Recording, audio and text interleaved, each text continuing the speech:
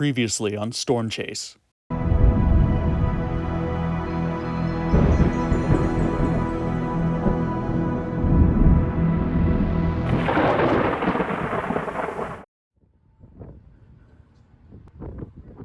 Our day began at our hotel in Salina with absurdly low temperatures outside.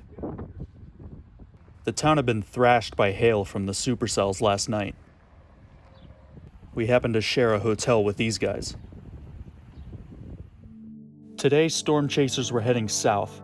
A heavy cold front was plunging south across Tornado Alley, bringing a mass of despicably cold and dry air. Ahead of the front, supercells could develop from central Texas to the Mississippi Valley. Tornadoes were most likely across Arkansas, but heading out that way was a risky gamble. There was also a low risk for thunderstorms and possible high-based, low-topped supercells in northeastern New Mexico, but that would put us out of the way for tomorrow's target. After checking the forecast models, I decided on central Texas for the promise of strong, isolated supercells with workable terrain and roads, somewhere west of Waco, which is an almost 8-hour drive, which meant for the second day in a row it was going to be a close catch. So we got on the road heading south. Then we got off the road to check our tire pressure. Then we dealt with that for some minutes. Then we got on the road again.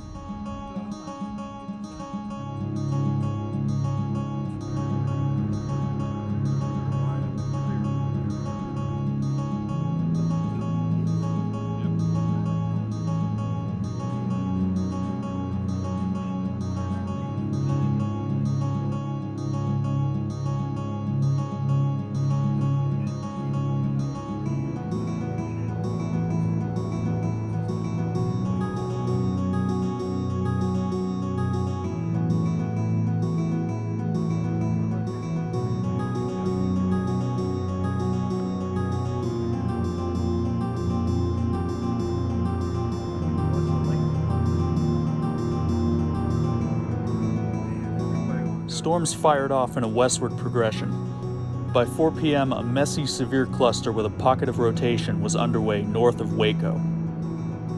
A big hail signature popped up on the interstate ahead of us, so we caught a rest stop to evaluate and let the hail pass.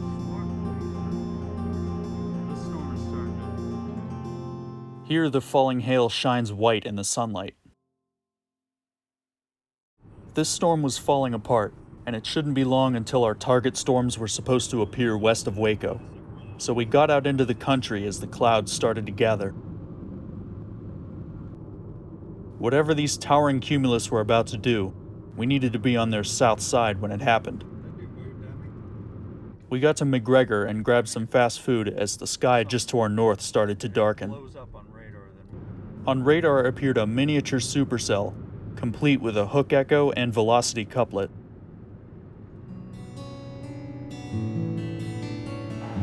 Just outside McGregor, Texas, was this meager little cell, hardly even a cumulonimbus tower, but still rotating like a supercell. The environment was right, but one of the ingredients was missing, sapped by the weaker storms earlier in the afternoon.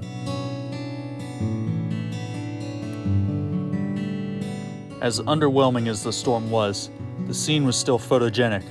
So we hung around by the wildflowers to watch the clouds, chat with some locals, and take in the fresh air.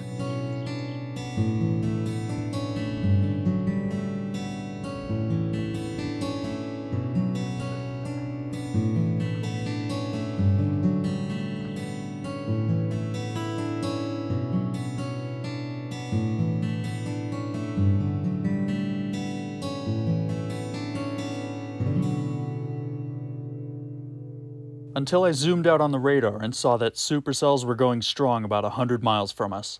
Alright, the northern one is heading northeast, so let's go check it out. Turns out McGregor, Texas is home to a SpaceX facility. Once we left, we noticed that the northern supercell's anvil was already looming over us, even though the storm was about 90 miles away, which meant it had a powerful updraft pumping massive amounts of moisture into the sky. Looking at the radar, I saw something interesting. The northern supercell was anticyclonic, meaning it had rare clockwise rotation instead of counterclockwise for almost all storms in the northern hemisphere. This put the mesocyclone on the storm's north side instead of south. As the sun went down, we ventured out into the lonely ranchland of central Texas, with this strange backward supercell looming ahead. On its right edge was the silhouette of a sculpted mesocyclone against the dim sunlight.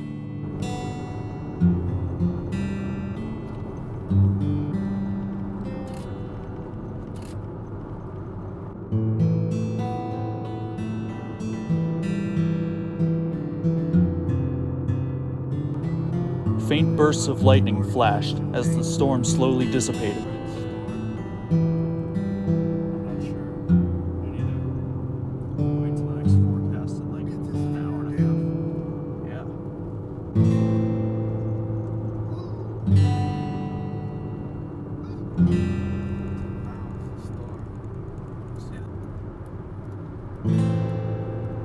With the severe weather diminished, we made our way to Brownwood, Texas to prepare for chasing tomorrow.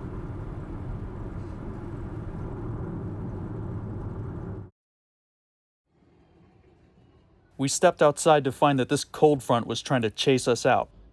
Also that we had not one but two nails in our tire.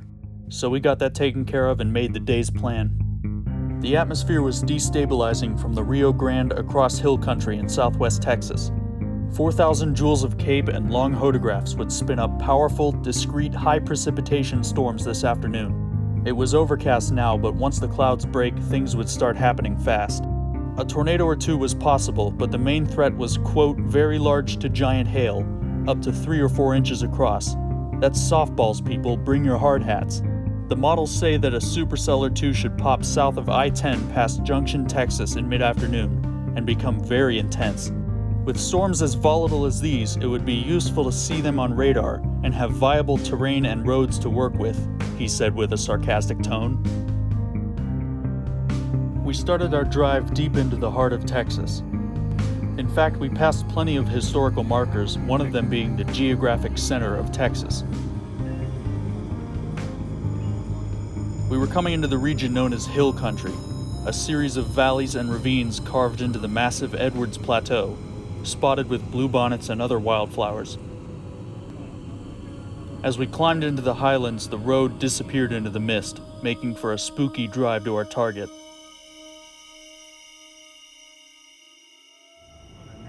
It was not long after we got on the road when we lost cell service, which makes things difficult and a little more risky, but not impossible, usually.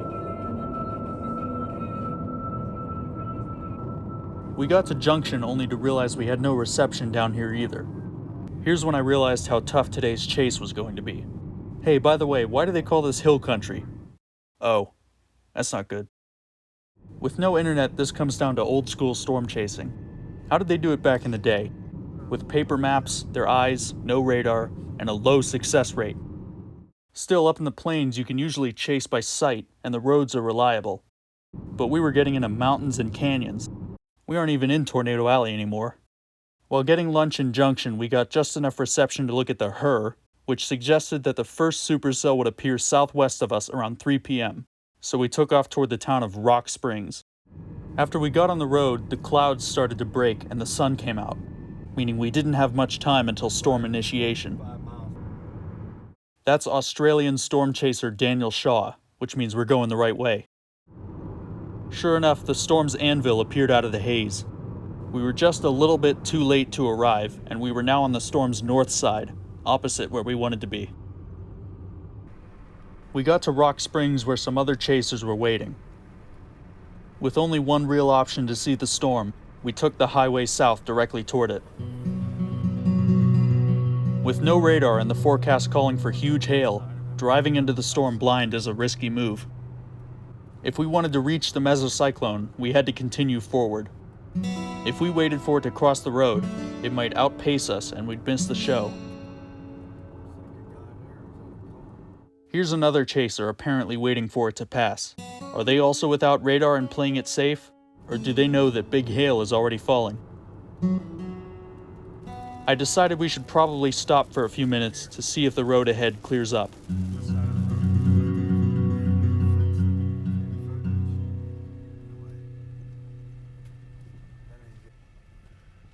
The storm was definitely strengthening, but it seemed like it wasn't immediately a beast like I was expecting. Even though we're on the north side, you can see the base is already beginning to rotate.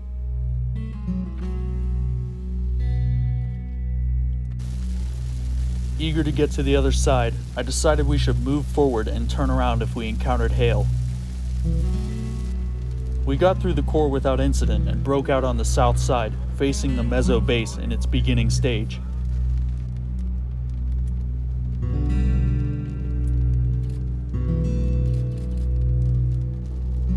We found an area to pull over with some other chasers, including a tornado tour group.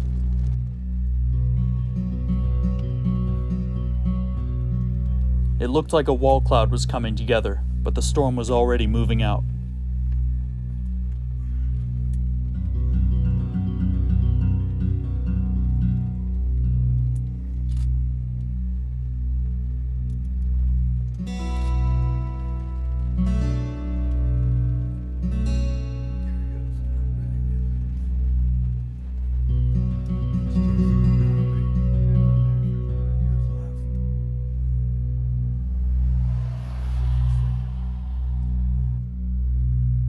The maps gave us some bad news.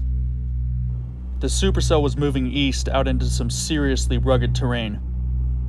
In order to catch up with it, we had to drive south about 15 miles into these massive canyons, then turn northeast for 10 more miles up slow, winding cliffside roads. It was beautiful country out here, but for chasing storms it was pretty aggravating. We had no reception for radar or storm reports, no visual on the storm, and no Google Maps to find good vantage points.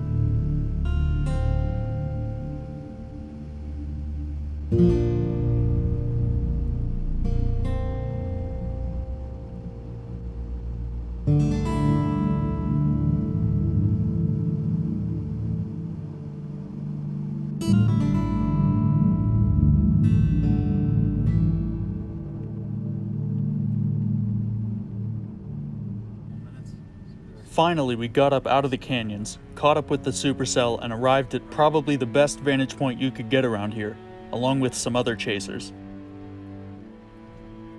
While not the most photogenic, this was another mature HP supercell.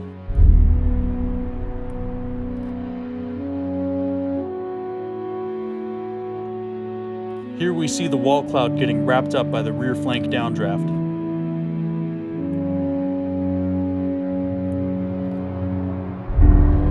Then the gust front clouds off to the left appear to rotate, and turned out to be nothing.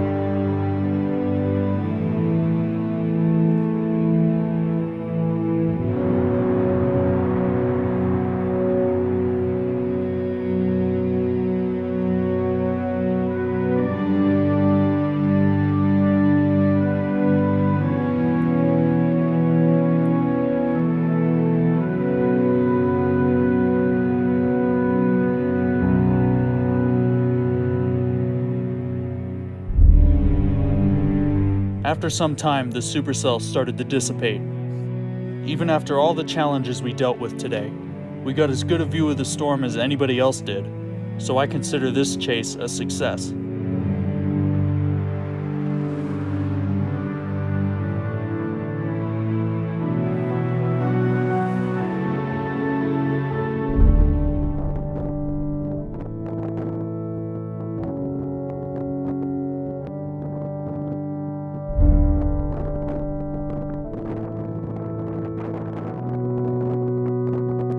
When the sky cleared, other storms appeared in the distance.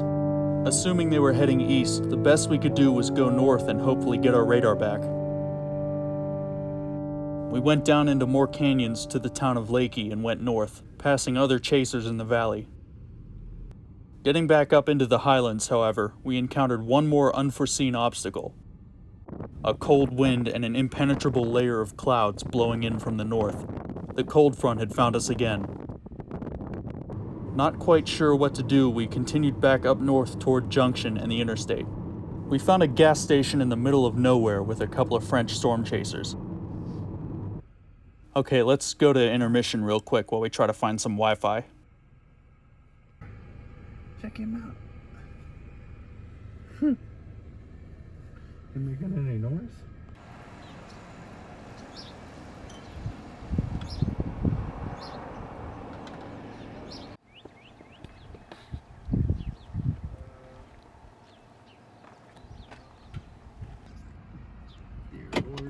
Behind me? They're close to the wheels. Really? Yeah, he see on the car and he attacked because he think it's another. Oh yeah. Alright, so it looks like our supercell is gone, the one to our south is gone. There was another one near Junction, but we'll never catch that. There's another one forming over here, heading north towards Sonora, so let's get on I-10 and see if we can catch that one at the last second. We took I-10 from Junction towards Sonora, having to guess where this new supercell was due to no radar and the overcast sky. My weatherband radio says the storm is southeast of Sonora heading north, but I'm not seeing anything. Oh, there it is. We stopped at the Loves near Sonora to check out this storm. It was no longer a supercell and was shrinking down. Just a few minutes later, the sky clouded over and the wind got cold enough to make us shiver.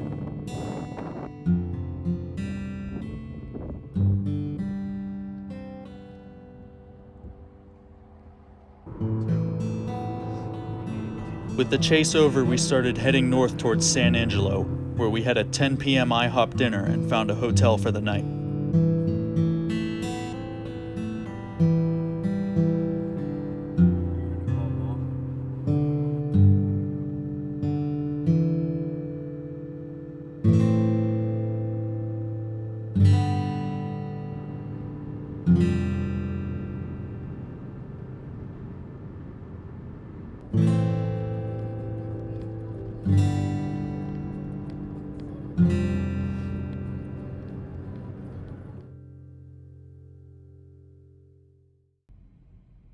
We stepped outside on May 11th to find that it was actually December. Once again, we happened to stay in the same hotel as these guys. I hope they don't think we're following them. There was a threat for supercells along the Rio Grande in South Texas, but sadly we had to go north. If we had an extra day, we definitely would have gone for it, but we had to be at Will Rogers Airport in OKC at noon tomorrow, and if we went after the storms, we would be driving all night. However, the day was not lost. Our plan B for the whole trip was a scenic landmark tour around Oklahoma and the Texas Panhandle. Going back up north, we could knock off a stop on that tour, Caprock Canyon State Park, at the bottom of the Panhandle. We got breakfast and left San Angelo in some miserable weather, but we didn't get far before we had to stop for a great view. We started our scenic drive checking out the low clouds drifting through the jagged edge of the Edwards Plateau. With scattered thunder showers drifting across Texas, we heard thunder rumble to our south.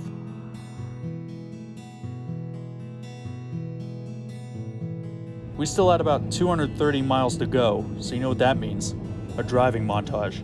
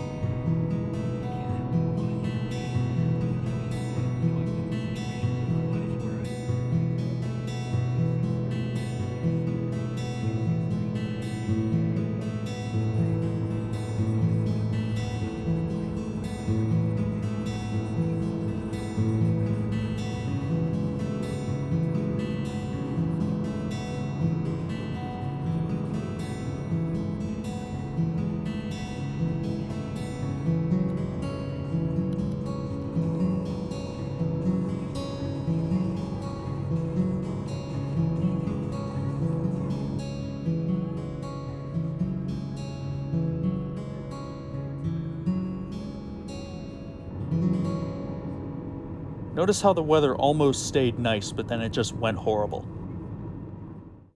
The Caprock Escarpment is the steep drop-off from the high plains of the Texas Panhandle to the rolling plains and river valleys further below.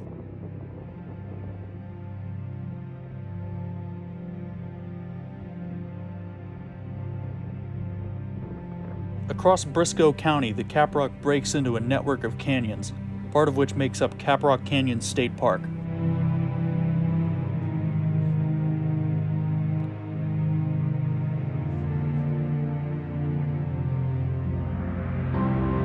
The beginning of these canyons dates back roughly 250 million years, when much of Texas lay beneath the shallow Permian Sea. The sea gradually evaporated, leaving behind salt deposits now at the bottom of the canyons. Over time, wind and water brought layers of sediments from the young Rocky Mountains. Deposits of clay, sand, and volcanic ash gradually built up the Llano Estacado, the great flat tablelands of the southern high plains. Streams feeding into the Brazos, Colorado, and Red Rivers began to cut canyons into the red soil. The topmost layer of the high plains is made up of rock that's more resistant to erosion than the soft material underneath, causing the rivers to carve deep vertical canyon walls, a slow process that's still ongoing.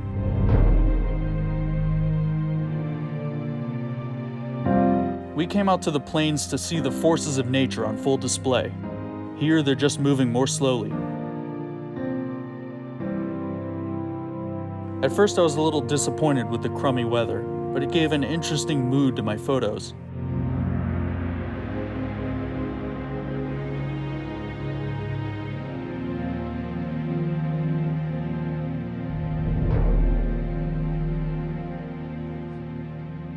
Now inhabiting the park are herds of protected bison and colonies of prairie dogs.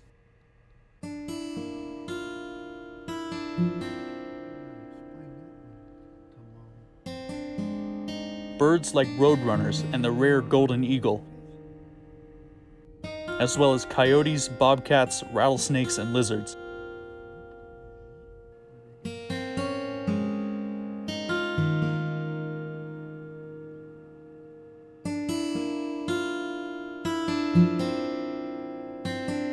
After spending some time marveling at the canyons, we made our way north across the plains and valleys cut by the tributaries of the Red River, appropriately named.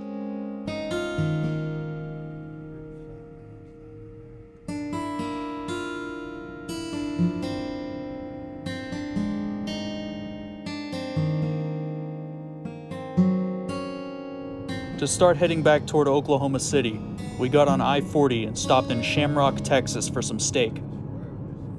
Then pulled over to check our tires again, then spent the night in Elk City, Oklahoma.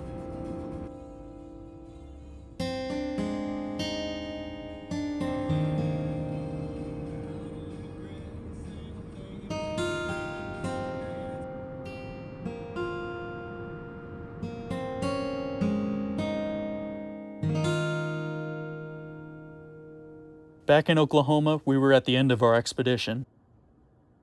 But we had a little time before our flight, so I had one more place I wanted to see. West of Oklahoma City is the town of El Reno, a significant part of storm chasing history. On May 31st, 2013, the town was narrowly missed by an enormous tornado. Doppler radar measured wind speeds close to 300 miles per hour inside the vortex, and determined that the funnel was about 2.6 miles wide, making it the largest tornado ever recorded. It deviated from its parent storm's motion and roared southeast across the countryside, sending droves of storm chasers running for their lives.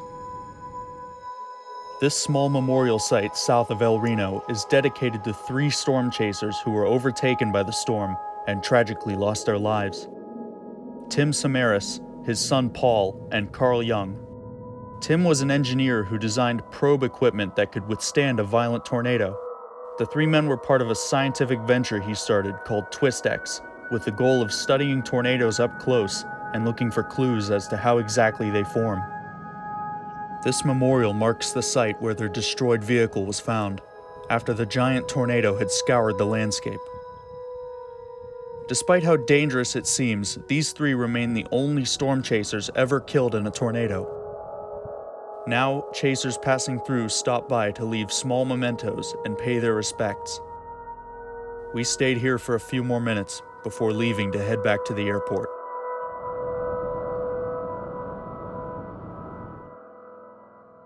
Okay, I'll try to end this on a lighter note. Thus ends our short and sweet Tornado Alley expedition. In 5 days, we covered just about 2,000 miles, from Oklahoma to central Kansas and all through Texas. We got up close and personal with 3 powerful supercells and saw 6 of them in total. We toured the wonderful scenery of the southern plains, got some great food when time allowed, and shared the road with other storm chasers from around the country and the world. I got to pass through towns I knew by name from storm chasing history, and see some other areas less traveled. Believe me, time spent exploring this beautiful country is never wasted. Sure, it's been 4 long years since I last saw a tornado, but for me, this storm chase was still a great success, and was not a bad way to spend the 25th anniversary of the movie Twister, how it all started for me. I've now been up and down Tornado Alley, and its namesake has still eluded me. So, I'll be back to continue the chase.